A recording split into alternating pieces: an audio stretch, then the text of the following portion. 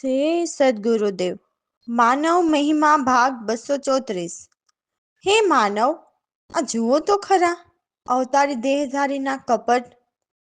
જે પરમાત્માના જ્ઞાનીઓ કે કોઈ પરમાત્માના જ્ઞાની દ્વારા પરમાત્માને નિર્ણય નિરખી અને પિંડ સુરતા ભજન કરી પિંડમાં પરખ કરી લે તો આ વાત જીવને અઘરી લાગે છે।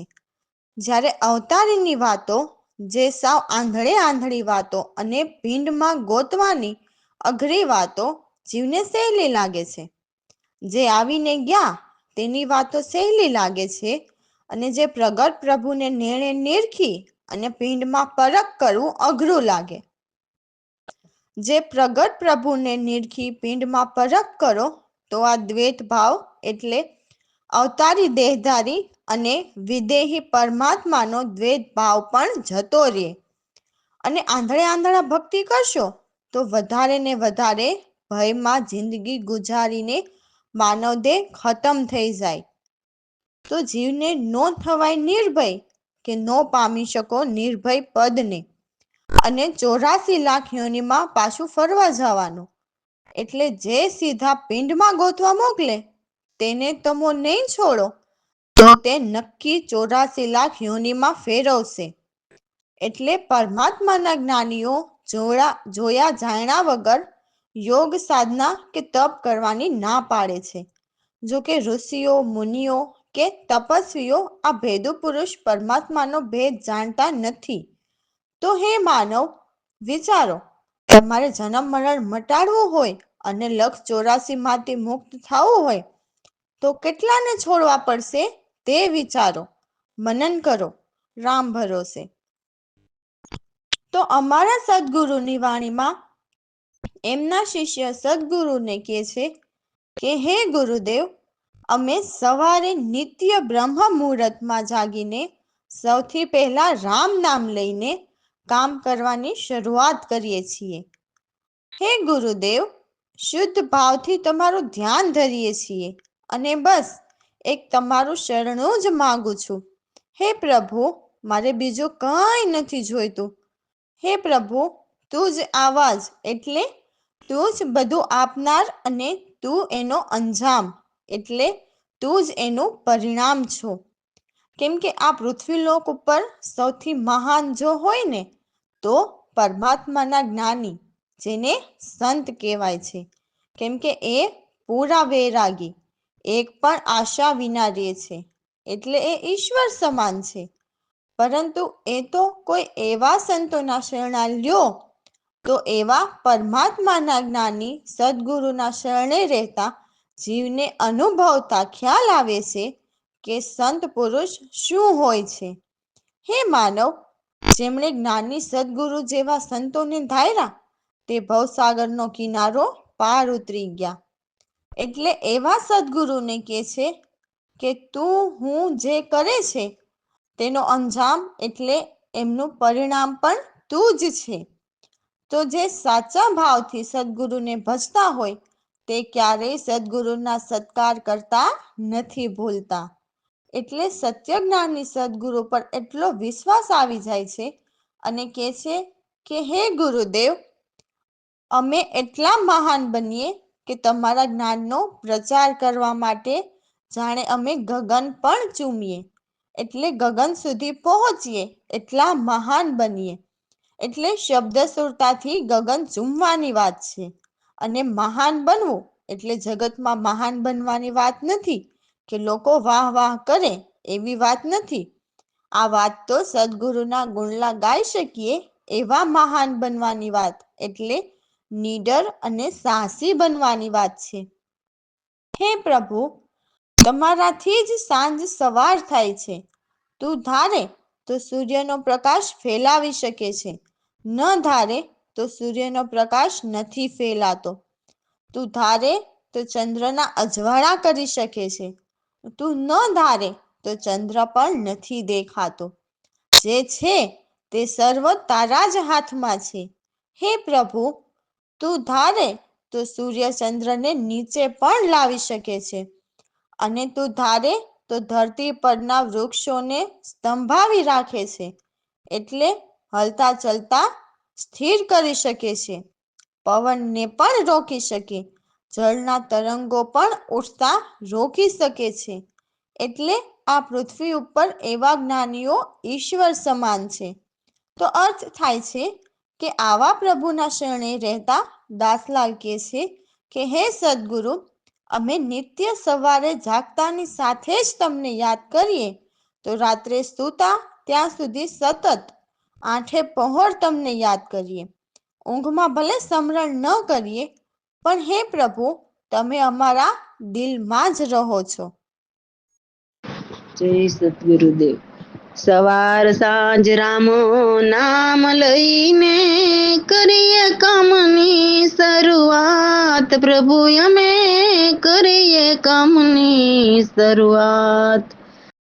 શુદ્ધ ભાવથી તારું ધ્યાન ધરું, માગું સદાય તારી પાસે આપનું શરણું.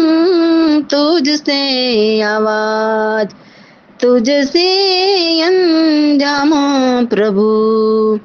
સવાર સાંજ રામો નામ લઈને કરીએ કામની શરૂઆત. પ્રભુ અમે કરીએ કામની શરૂઆત. ગુરુના સત્કાર ક્યારે ન ભૂલીએ અમે, એટલા બનીએ મહાન ગગન ચૂમીએ અમે પ્રભુ. તારાથી જર સાંજ સવાર પ્રભુ, કહે દાસલાલ કરતા અમે શરૂઆતના કામ પ્રભુ. સવાર સાંજ રામો નામ લઈને કરીએ કામની શરૂઆત. પ્રભુ અમે કરીએ કામની શરૂઆત. રામ ભરોસે. તો આ વાણીમાં પણ એમના શિષ્ય કહે છે કે હે ગુરુદેવ, હું નિશ્ચયથી પૂરા ભાવથી તમને વંદન કરું છું. મારા દિલમાં તમારા પ્રત્યે કોઈ અભાવ નથી. તમારા પર પૂર્ણ વિશ્વાસ છે, જેથી નિશ્ચય કરીને મારા રામને વંદન કરું છું. સૌથી પહેલા તમને પાય લાગુ, કેમ કે હે પ્રભુ, તમે જ અલ્લાહ, પરવરદિગાર, પેગંબર એક જ છો. હે ગુરુદેવ, મેં આપની કૃપાથી એ બધું જાણી લીધું. તમે જ મીરા, નરસિંહ તમે જ અખા, કબીર તમે જ, જલારામ એ સર્વ એક જ છો. તો હું આપના ચરણોમાં વંદન કરું છું અને સર્વ સંતોને પણ વારંવાર નમસ્કાર કરું છું, કેમ કે એ પણ તમે જ છો. હે પ્રભુ, 84 લાખ વર્ષે પ્રગટ જ્યોતિ પ્રગટી, પ્રત્યક્ષ પ્રગટ જ્યોત તમને સાક્ષાત જોયા. તો જેમણે પણ આવા મહાન સંતોના શરણા લીધા, એમને પ્રત્યક્ષ પ્રગટ જ્યોત નિહાળી હોય છે. તો એવા સંતો જગતમાં મળવા મહા મુશ્કેલ છે, કેમ કે એવા જ્ઞાનીઓ માટે કરોડોમાં કોઈ શબ્દ વપરાયો છે. એટલે આ જગતમાં સાચા સદગુરુ જ્ઞાનીને મેળવવા કઠિન છે. આલી મવાલી સદગુરુઓ તો શેરીએ ને ગલીએ મળે છે. તો એ થોડા કઈ આપણને પરમેશ્વર બતાવી દેવાના છે. એ તો કે આમ કરો ને તેમ કરો ને, એમ કરી કરીને તોડાવી મારે. પણ ઈશ્વર કોઈને મળે નહીં, એને ખુદને ન મળ્યા હોય તો તમને શું મળે? તો જે સાક્ષાત પ્રગટ જ્યોત નિરંતર નિરખે છે, એવા પ્રત્યક્ષ પ્રગટ જ્યોત અમારા સદગુરુ છે. જે સદગુરુના શિષ્ય કે છે કે હાજરા હજુર સાક્ષાત મૂરત પ્રગટ મળી ગયા. દાસલાલ કહે છે કે હવે મારે કોઈ ફિકર નથી. જેની સાથે સાક્ષાત હોય એને આ જગતમાં કોના ડર હોય ભલા? તો હે માનવ, સદગુરુ જેવા સત્ય જ્ઞાનીને પારખવામાં ભૂલ ના કરશો. એમના વર્તન અથવા તો એમની રહેણી કહેણી સામે નહીં જોતા, એમની ભીતર ભરેલા જ્ઞાનનો ખજાનો ખોલાવો મારા ભાઈ. એમની રહેણી કહેણી જોવા જાશો તો રહી જાશો, પછી પસ્તાવા સિવાય કશું જ નહીં રહે. જય સદગુરુદેવ. નિશ્ચયથી વંદન કરું હું, સદગુરુ રામને. પ્રથમ પાયે લાગુ મારા સદગુરુ દેવને, પ્રથમ પાયે લાગુ મારા સદગુરુ દેવને, નીચેથી વંદન કરું સદગુરુ રામને. અલા પરવર દિગાર પયંગબર એક જરે, નમુ મીરા નરસિંહને, અખા કબીર જલારામ સૌ એક રે, નીચેથી વંદન કરું સદગુરુ રામને. વારંવાર નમસ્કાર કરું સહુ સંતોને, 84 લાખ વર્ષે પ્રગટી પ્રત્યક્ષ પ્રગટ જ્યોત રે, નીચેથી વંદન કરું સદગુરુ રામને. પ્રત્યક્ષ પ્રગટ જ્યોત મારા પ્રવીણ રામ પ્રભુ, દાસલાલને મળ્યા જરા હજુર, નીચેથી વંદન કરું સદગુરુ રામને. રામ ભરોસે. તો હે માનવ, પ્રાણાયામ સત્સંગ કરો નિર્વાસના, એટલે જે નિર્વાસ એકલા છે, જ્યાં બીજા કોઈનો વાસ નથી, એવા નિર્વાસી પરમાત્મા, જે ચોથા અધ્યાત્મ વિચાર કરીને મનને જીતી શકાય છે. પરંતુ ફક્ત અધ્યાત્મના વિચાર કરીને મનને નથી જીતી શકાતું.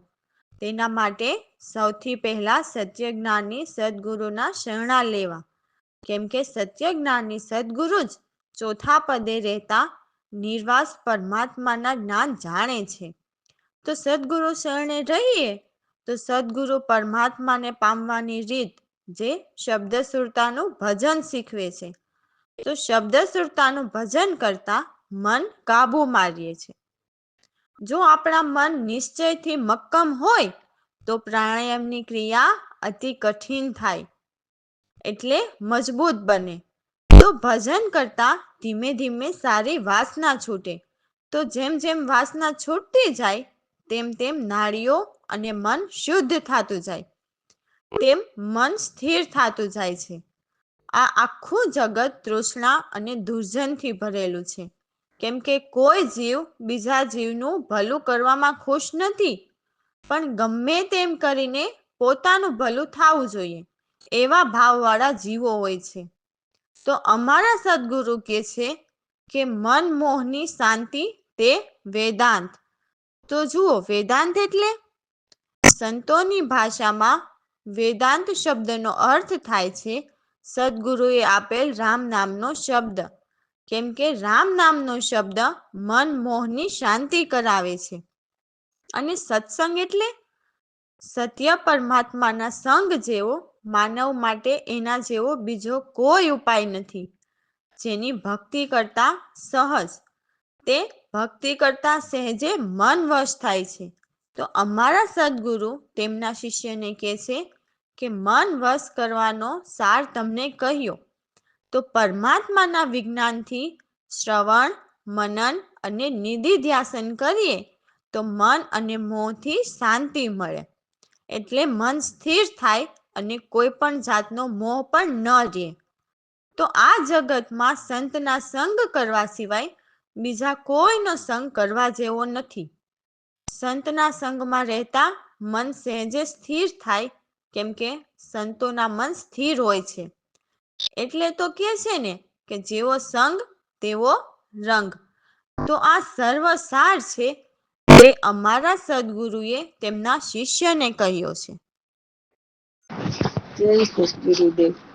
હે પ્રાણાયામ સત્સંગ નિર્વાસના કરજો તો અધ્યાત્મ વિચાર, કરી ચારી ઉપાય મન જીતીને, પ્રાણાયામ સત્સંગ નિર્વાસના મનની ચલાવોયું છે પ્રાણાયામથી, ત્યારે ક્રિયાયતી કઠિન થાય. પ્રાણાયામ સત્સંગ નિર્વાસના, સારી વાસના છોડવાથી મન સ્થિર હોય. પર તૃષ્ણા દુર્જન જગમાં, પ્રાણાયામ સત્સંગ નિર્વાસના. મન મોહથી શાંતિ આવે છે વેદાંતથી, કરે શ્રવણ મનન નિધિધ્યાસન. પ્રાણાયામ સત્સંગ નિર્વાસના, સત્સંગ જેવો ઉપાય કોઈ નથી. મનસે જેવ શિવો જાય. પ્રાણાયામ સત્સંગ નિર્વાસના, એક કહ્યો છે દાસલાલને, પ્રવીણ રામ કહે તેનો સાર. પ્રાણાયામ સત્સંગ નિર્વાસના. રામ ભરોસે. તો અમારા સદગુરુ મનને કહે છે કે હે મન, હવે મનુષ્ય અવતારમાં તને તારા નિજનું કલ્યાણ કરવાનો સમય મળ્યો છે. તો ખોટું આ રંગેલી દુનિયાના ખેલમાં દીવાનો બનીને ખોટી ભૂલ ન કરતો. રંગેલી દુનિયાના રંગમાં રંગાઈને આમ જ તારો મનુષ્ય જન્મનો સમય વીતી જશે. અને જો એ ખોટા રંગમાં રંગાઈ ગયો તો તને ઉલટાના ભાઠા પડશે.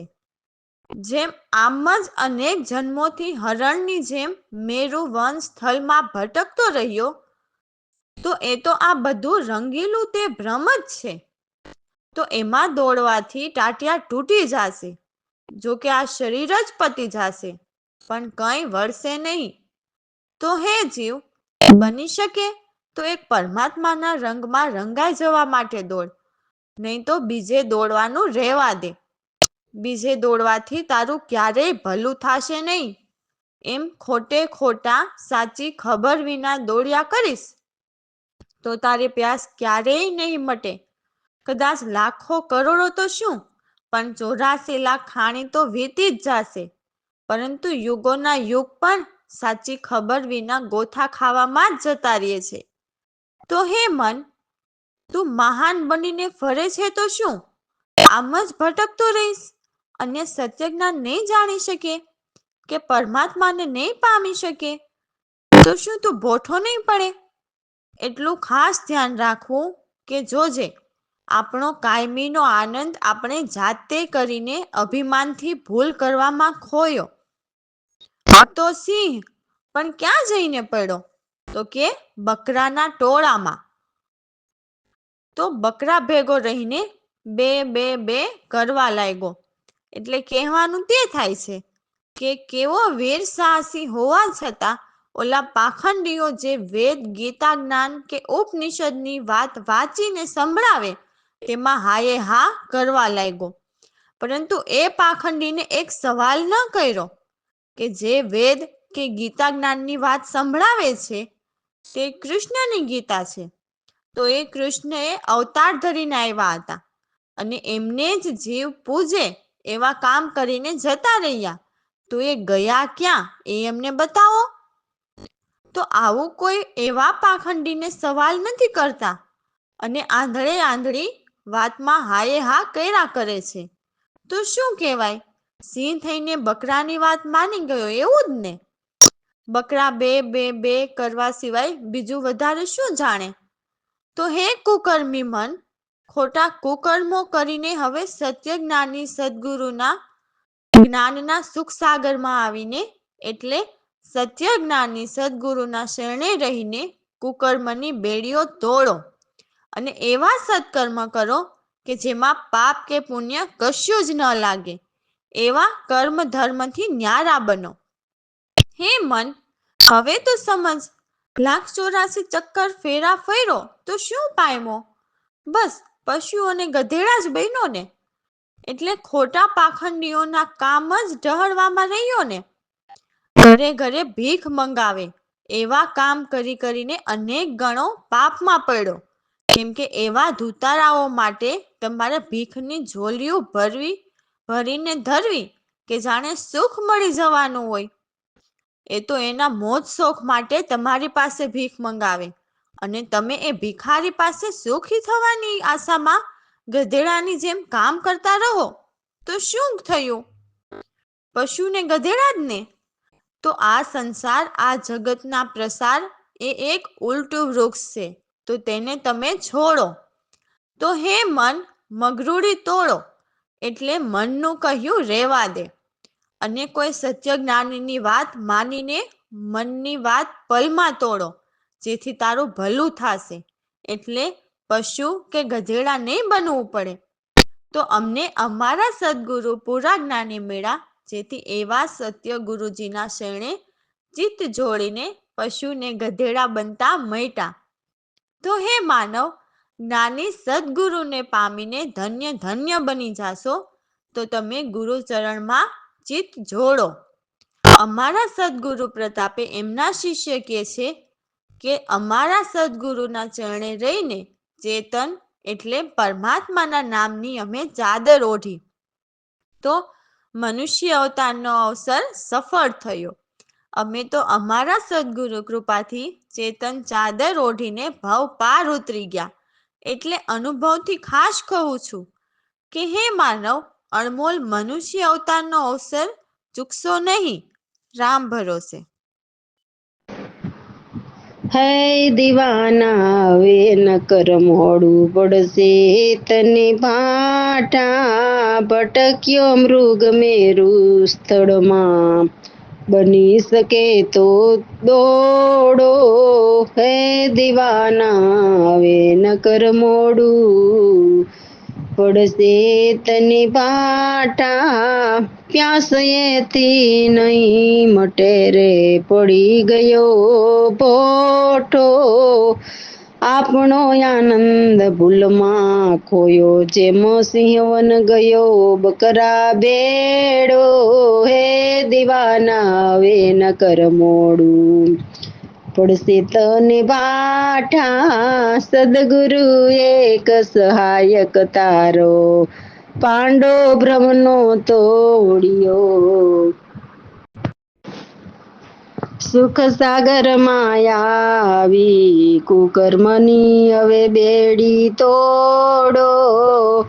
હે દીવાના હવે ન કર મોડું પડશે તને ભાઠા પડશે તને ભાઠા. 1,84 ચક્કર ભટક્યો પશુ ગધેડા બન્યો જ્યાં તરુવરના એવા રે મિથ્યા જગતને છોડો.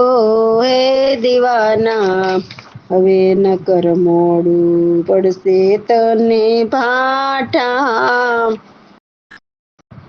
પલમાં પરલે હોવસી મન મગરૂડી તોડો.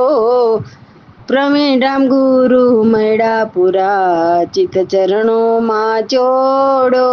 હે દીવાના હવે ન કર મોડું પડશે તને ભાઠા દાસલાલ કહે અવસર જામે ચેતન યાદર યોઢો.